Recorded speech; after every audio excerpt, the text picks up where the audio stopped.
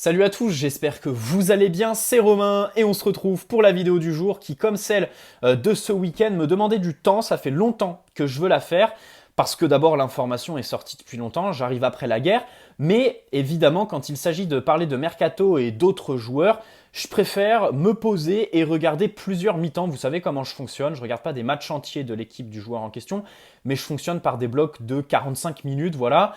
Avant cela, mon avis se limitait à des compilations YouTube et un à deux matchs grand maximum de Salzbourg en Ligue des Champions notamment, avec un niveau de concentration pas extraordinaire, hein, pas comme quand je regarde le PSG, donc je ne me voyais pas allumer la caméra en temps et en heure. Je préfère arriver après la guerre, mais un petit peu plus posé. Surtout qu'on parle quand même pour l'été prochain, donc on a tout notre temps pour parler de ce dossier, et bien évidemment en lien avec le remplacement de Kylian Mbappé, qui sera le début de notre vidéo, l'objet de notre introduction. Et ensuite, on switchera sur un joueur qui fait l'actualité en Allemagne, de manière insistante, avec le PSG bien évidemment, et d'autres clubs européens ces derniers temps. Avant que la vidéo commence, petit placement de produit pour le site ZoFoot qui vous propose des maillots non officiels mais d'excellente qualité, et surtout pour le mois de novembre, le mois du Black Friday, des promotions incroyables. Pour 49 € d'achat, vous avez un maillot et un short offert. Pour 89 euros, c'est 2 maillots et 2 shorts. Et pour 149, vous l'avez compris, c'est bien 3 maillots et 3 shorts offerts. En plus de la livraison gratuite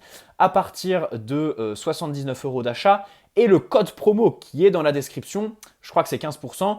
Tout comme évidemment le lien vers le site. N'hésitez pas à aller y faire un petit tour et pourquoi pas vos emplettes. Allez, c'est parti, on va pouvoir commencer la vidéo avec Kylian Mbappé. Premier fait que je voudrais évoquer, d'abord sa déclaration ce week-end qui est assez révélatrice. On est resté sur sa sortie dans Rotten sans flamme et son interview pour le journal L'Équipe lors de la dernière trêve internationale.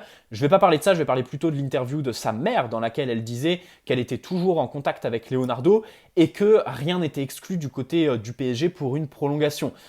Je vous disais à l'époque que je voyais ça plutôt comme une manœuvre, on va dire, pour apaiser les choses et on va dire, voilà, écarter ce dossier de sa saison pour vraiment le laisser se concentrer pleinement sur le terrain avec le PSG et adoucir évidemment les relations avec les supporters, retarder l'échéance du départ qui, bien sûr, dans l'opinion publique, va faire jaser. Même si, bien sûr, aujourd'hui, voilà, j'ai dit va, mais on parle quand même au conditionnel, le départ n'est pas acté. Kylian Mbappé a dit, je cite, ce week-end, donc à l'issue du match contre le Kazakhstan et son fameux quadruplé dans son stade, le Parc des Princes, sur son avenir. Alors je cite, je suis là, je suis encore là, j'ai dit que j'ai passé 5 années extraordinaires.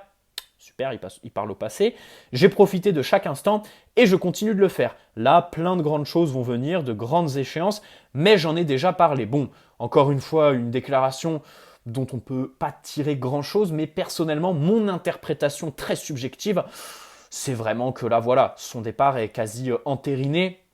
Et je pense d'ailleurs, on n'a pas tous les détails, peut-être que le PSG a fait une multitude de propositions. Je crois que Kylian Mbappé avait dit qu'il en avait reçu 2 officiels, donc voilà, depuis le début des tractations.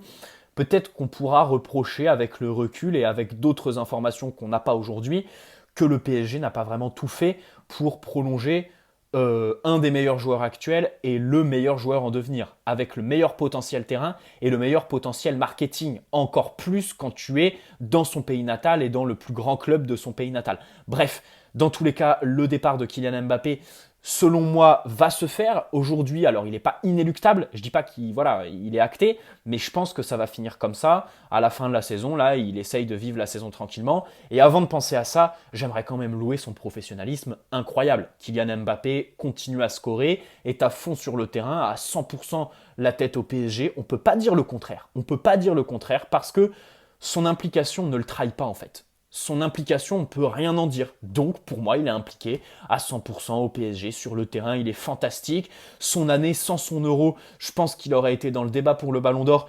Et pour être encore plus subjectif et encore plus tranché, je pense que si son euro est bon, si collectivement on va plus loin, et si individuellement, ses matchs sont plus aboutis, le Ballon d'Or, je pense qu'il le prend. Enfin, franchement, déjà, là, rien qu'avec son année, les statistiques qu'il soigne en cette fin d'année avec l'équipe de France et le fait qu'il ait porté le PSG, plus la dimension de sa carrière qui est aussi à prendre en compte selon France Football, enfin, je vois pas pourquoi on l'écarte des débats du Ballon d'Or. Voilà. Maintenant, il y a la dimension du... Pour le comparer par exemple à Benzema, Je vois pas pourquoi on inclut Benzema dans le débat du Ballon d'Or et pas Kylian Mbappé. Même si, bien sûr, là, à l'heure actuelle, son année fait que c'est tout à fait justifié qu'il ne soit pas sur le podium, par exemple. Mais par contre, un top 5 serait plus que justifié. Bref, on va pas revenir sur ce débat qui m'intéresse pas. Ensuite, il y a la dimension individuelle. Le PSG dépend de Kylian Mbappé, bien évidemment, plus qu'il dépend de Lionel Messi, de Neymar. Peut-être ça se tape avec Marco Verratti ou Marquinhos, qui sont, voilà, encore une fois, deux joueurs plus qu'importants. Peut-être le gardien aussi, mais en attaque, on dépend de lui, plus que n'importe qui.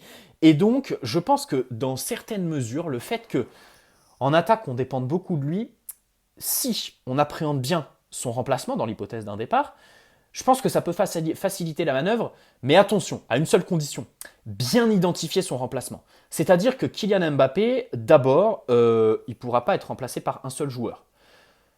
Dans une première mesure, c'est un joueur polyvalent qui est capable de jouer un petit peu partout sur l'attaque et je trouve qu'il n'y a aucun joueur qui est capable de faire ce qu'il fait aussi bien en termes de polyvalence, dans n'importe quelle zone du terrain, dans n'importe quel registre pour s'adapter aussi à l'adversaire. Après, il y a la question du niveau intrinsèque, évidemment. Aujourd'hui, ratio âge-niveau, il n'y a personne, tout simplement, qui est meilleur que lui en termes de carrière et potentiel marketing.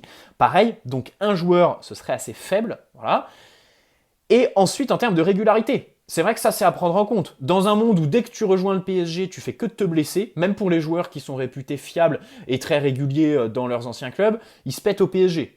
Idrissa Gueye, par exemple. Voilà. Donc, en termes de régularité, plusieurs joueurs pour s'assurer quand même de ne pas ressentir numériquement, déjà que sur le terrain, on va ressentir son manque. Si on pouvait s'épargner un petit peu un manque numérique, ce serait quand même pas mal au niveau voilà, des groupes, des forfaits, des absences et tout ça. Et si tu prends vraiment son départ comme une manœuvre, on va dire, si son remplacement, tu en fais une manœuvre de renforcement collectif, c'est-à-dire que tu mises pas tout sur l'attaque. Évidemment, tu recrutes en attaque parce que tu es obligé. Mais si tu gardes quand même aussi un peu, alors pas de budget parce qu'il va partir gratuit, donc il faudra compter sur les caisses de Doha, mais si tu mises sur, bon les latéraux c'est plus trop d'actualité, mais vraiment le milieu de terrain, parce que là je pense qu'il faut et de la classe mondiale et rajeunir, et aussi dégraisser, peut-être avant toute chose.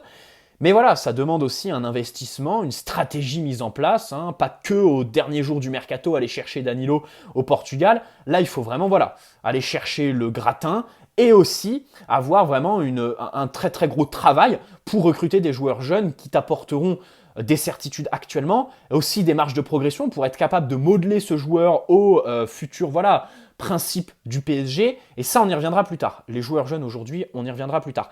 Bref, Kylian Mbappé doit être remplacé par plusieurs joueurs, de plusieurs postes, de plusieurs registres et évidemment de plusieurs âges, de tout âge. Voilà pour le remplacement de Kylian Mbappé. Dans cette mesure, il y en a un, Karim Adeyemi, qui a été associé au PSG. Donc on va faire un petit point sur les informations. D'abord, il a été associé dans les médias allemands, pas du tout repris par les médias espagnols ou médias français. Pour ce qui est du PSG, son club, Salzbourg, bon évidemment ça colle avec la politique, peut-être aussi que on peut nuancer tout de suite en disant qu'il privilégiera, et son club privilégiera peut-être Leipzig, qui sont du même réseau Red Bull, et le joueur privilégiera peut-être le Borussia ou le Bayern, puisque là-bas c'est vraiment le modèle. En France, c'est pas du tout développé. Le PSG a des Renato Sanchez face à lui, des Tchouaméni face à lui, mais préfère aller chercher des Danilo au fin fond du Portugal, on le rappelle, alors qu'au Bayern, évidemment, on pique chez les plus faibles. Voilà, système de hiérarchie tout simplement, les faibles forment pour les forts.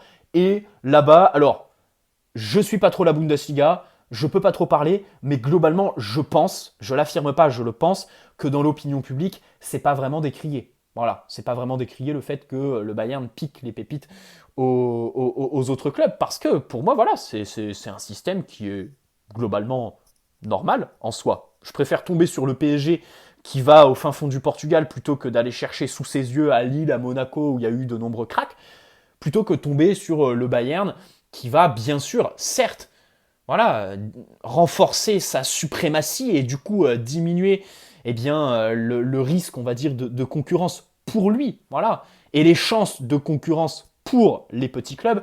Mais bref, on va revenir sur Adeyemi, le Real, l'Atlético Madrid, le Barça, le Borussia, le Bayern, qui sont cités sur le dossier. Son club qui en demanderait aujourd'hui 30 à 35, voire à 40 millions d'euros, selon les sources. c'est un montant qui est quand même relativement raisonnable. Personnellement, 30 millions d'euros pour Adeyemi, je les mets tout de suite. Bon, son histoire, on s'en fout. On va revenir évidemment sur son profil, mais avant cela, j'aimerais développer quelque chose, je crois que je l'ai développé dans une dernière vidéo, la dynamique qui a été lancée cet été avec Nuno Mendes, Achraf Hakimi à moindre mesure et Donnarumma. Cette dynamique qui vise à recruter des joueurs jeunes. Ça caractérisait pas vraiment le PSG ces dernières années. Donnarumma est quand même très jeune, Nuno Mendes c'est 19 ans, et Adeyemi c'est pareil. C'est pas du 22-23 ans. Non, non, c'est des joueurs voilà, qui font tout de suite le grand saut au PSG. Donc le PSG qui, en parallèle, prend le risque voilà, de faire ce fameux grand saut. Alors pour Donnarumma, il n'y a pas eu de grand saut, pour Hakimi aussi, mais pour Nuno Mendes, par exemple, qui pour moi est l'exemple parfait, et pour moi, Nuno Mendes, en fait, ça doit être un transfert fondateur dans le nouveau modèle que le PSG doit développer. Super, on a recruté Neymar, on a recruté Lionel Messi cette année, on a recruté Sergio Ramos. Là, on l'a vu, ce mercato qu'on a vécu cet été, on ne le vivra plus jamais, parce que le Qatar ne va pas réaccueillir la Coupe du Monde avant très longtemps, bien évidemment. Ce mercato à visée prestigieuse, bien évidemment, compétitive pour la Ligue des Champions, mais aussi en termes de rayonnement, parce qu'il y a la Coupe du Monde fin 2022, on ne le revivra pas, ou du moins ce style de mercato, on ne le revivra pas. Voilà, parce que Lionel Messi, Sergio Ramos, même si aujourd'hui ça trompe, hein, parce qu'il y a des difficultés d'adaptation, ou des difficultés d'arriver sur le terrain tout simplement pour Ramos, bah, le modèle que le Qatar a voulu développer pour l'instant, il est un petit peu voué à l'échec, même si bien sûr en février-mars, je pense que ça va être tout autre. Voilà. Bref, il y a un modèle qu'il va falloir s'imprégner, c'est ces jeunes. On a, au début du projet, insufflé une première dynamique qui s'est arrêtée un petit peu, je pense, avec le recrutement de Di Maria. Le recrutement de Di Maria qui a arrêté cette dynamique, Verratti, Marquinhos, Thiago Silva, on recrute sur le tard, Ibra aussi. Mais voilà, c'est des joueurs qui ont été fondateurs, qui ont appris à aimer le PSG en le rejoignant, en arrivant au PSG. On se rappelle qu'Ibra ne voulait pas jouer en Ligue 1, que Thiago Silva, au début, n'était pas forcément attaché au PSG, a appris à l'être. Donc, Nuno Mendes, dans ses récentes interviews, il a dit « J'ai grandi avec le PSG. Moi, je suis imprégné d'Ibrahimovic, je les ai vus jouer et j'avais une sorte d'affection pour le PSG. On entre dans une nouvelle ère. Et il va falloir en tirer profit, évidemment, sur le terrain. Les jeunes d'aujourd'hui grandissent avec le PSG, donc sont attachés, ont une affection, parce que le PSG est maintenant une marque internationale, bien sûr. Donc voilà, évidemment, Adeyemi permettrait de s'inscrire dans cette dynamique. Alors, pour ce qui est d'Adeyemi, bon déjà, je noterais qu'il est polyvalent, comme Kylian Mbappé, parce qu'il peut jouer dans différents secteurs de l'attaque. D'ailleurs, on le compare beaucoup à Haaland parce qu'ils font partie du système Red Bull, mais lui-même dit s'inspirer des joueurs comme Kylian Mbappé ou Pierre-Emerick Aubameyang. Et donc, sur le terrain, intrinsèquement, il ne ressemble pas vraiment au neuf qu'est Erling Haaland. D'abord parce qu'il joue ailier, il est capable d'attaquer le demi-espace, il joue plus bas, il est capable de jouer entre les lignes. C'est ce qui le caractérise quand il joue en neuf, parce que c'est plutôt un faux numéro 9 ou un neuf en pivot, qui aime beaucoup porter le ballon et partir de positions un petit peu plus reculées pour évidemment marquer. Et bien sûr, s'investir beaucoup plus dans la créativité. Alors, premier aspect très positif de son jeu, je trouve, pour le PSG, c'est sa variété. Sa variété qui est évidemment boostée par son jeune âge, et là on va faire des parallèles avec Di Maria et Neymar, parce qu'il a ce qu'ils ont perdu. Il est capable d'alterner entre débordement, porter le ballon, technique, vitesse. Il est très très rapide, c'est un joueur super explosif, que ce soit avec ou sans ballon, mais plus avec ballon pour porter le ballon. Là où il est sur la pente ascendante, Di Maria est sur la pente descendante. Donc dans l'objectif de remplacer Di Maria, qui aujourd'hui est trop prévisible parce qu'il est plus capable de porter le ballon sur le côté, de déborder, et maintenant il se contente de repartir dans l'axe sur son pied fort, qui est évidemment le pied gauche, qui lui permet de moins jouer sur son coffre et ses capacités physiques, plus sur son talent bien sûr. Adeyemi pourrait remplacer Di Maria, ou du moins y contribuer, évidemment. Il est capable aussi de rentrer dans l'axe, parce que dans les petits espaces, il peut dribbler, il peut se connecter, mais surtout parce que tout ça a une finalité, sa frappe de balle qui est très bonne. Il a des statistiques, c'est un joueur qui fait de bonnes statistiques. Évidemment, tout ça reste à perfectionner, à travailler bien évidemment, mais voilà, il a une bonne frappe de balle, et donc il apporterait un certain dynamisme dans un PSG qui est devenu trop prévisible. L'exemple parfait, c'est Di Maria. Son début de saison, à part son match contre Lille, est vraiment mauvais. Pourquoi ? parce que c'est flagrant, il fait tout le temps la même chose. Lionel Messi ne bouge plus, donc il apporte pas vraiment de dynamisme au PSG, peut-être de la créativité quand il jouera déjà régulièrement, et puis quand il atteindra son niveau tout simplement qui lui est propre, peut-être pas son prime, bien sûr pas son prime, mais son niveau tout simplement.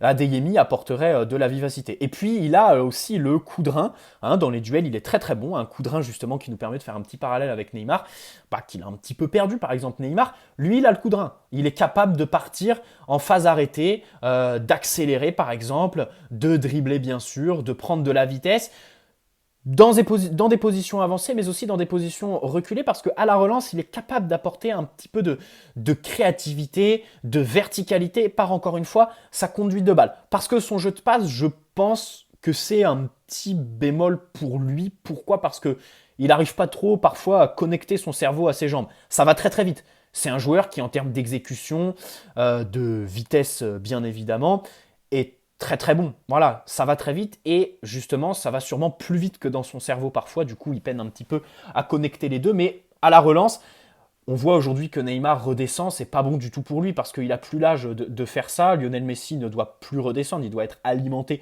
plus haut sur le terrain. Adeyemi serait capable de faire ce lien entre la défense et l'attaque quand tu relances bien évidemment, et aussi dans cet objectif de contre-attaque de Mauricio Pochettino, s'il reste aussi jusqu'à la fin de la saison, parce que Adeyemi, ce serait, pas pour cet hiver je pense, mais pour l'été prochain. Voilà, ensuite, comme je disais, les points faibles, c'est sa prise de décision et son jeu de tête. Tiens, ça c'est quelque chose qui le rapproche de Kylian Mbappé, même s'il y a un papier du Parisien, je crois, qui a dit que Kylian Mbappé travaillait son jeu de tête dernièrement et que du coup, eh bien, ça se traduisait en match, notamment sur son but contre le Kazakhstan, sa belle tête sur un centre de Coman. Bref, voilà, pour remplacer Kylian Mbappé par plusieurs joueurs, je pense qu'Adeyemi serait pas mal parce qu'il y a une marge de progression. Tu es capable de faire de ce joueur d'abord exploiter son talent, parce qu'il y a un talent qui est certain, il peut t'apporter. Et ensuite, parce qu'il a une marge de progression, parce que ce n'est pas un joueur aguerri, ça a son lot d'incertitudes, mais ensuite ça a son lot évidemment de marge de progression. S'il travaille bien, il deviendra encore plus fort. Il est voué à devenir un des meilleurs s'il s'en tient au plan, bien évidemment. Et ensuite, en tant que PSG, tu peux le calquer, on va dire, sur ton modèle. C'est-à-dire que quand tu recrutes des trentenaires comme Pereira, Wijnaldum et tout ça, tu peux pas les faire changer de style de jeu pour les plier à ton modèle de jeu, à ton idéal, ta philosophie, si on peut dire ça. Même si aujourd'hui, la philosophie, c'est pas le premier des mots qui nous vient en tête quand tu regardes la purée tactique que le PSG de Pochettino propose. Mais voilà, en termes de projet aussi, il s'inscrirait parfaitement dans le dynamisme. D'ailleurs, selon une information, je crois que de Sky Germany, eh bien, il dirait pas non au PSG, tout comme le Borussia Dortmund. Allez, très bonne soirée à tous, je pense avoir tout dit. N'hésitez pas à poser un like si cette vidéo vous a plu, j'en suis assez content. N'hésitez pas à vous abonner si ce n'est pas déjà fait, bienvenue à ceux qui le feront. Et on se dit à la prochaine, dès demain je pense, pour une prochaine vidéo. Ciao les amis!